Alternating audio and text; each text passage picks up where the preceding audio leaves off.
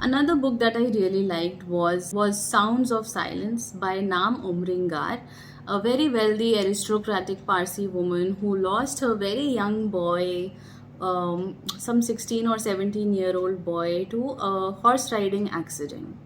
And before he passed away, he was suffering in the hospital, and everybody was praying for him to heal.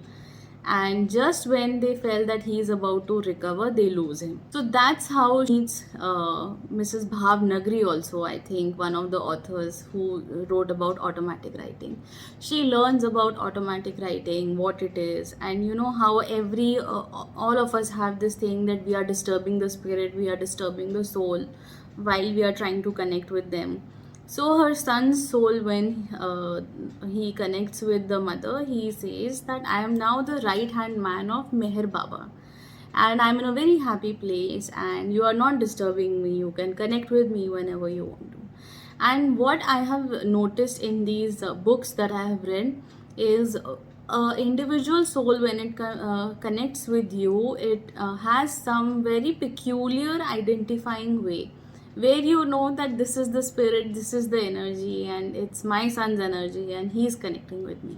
So it's a very beautiful and so beautifully written, and the diction is very good. The way it has been narrated, it's very good. Each and every day, her journey.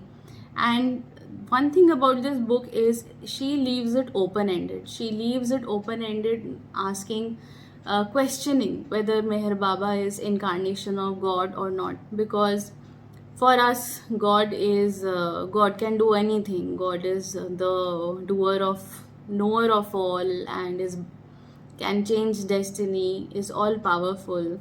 So with such questions, she leaves the book open ended, but she does feel the presence of her son life all around her, in her life all around her, and she documents that in this book. And it's a beautiful book of a mother son relationship, and how the loss of a son is so heavy, and the mother tries everything to cope with it and tries to connect. It's a beautifully written book for every mother and every child who wants answers. So this is about automatic writing.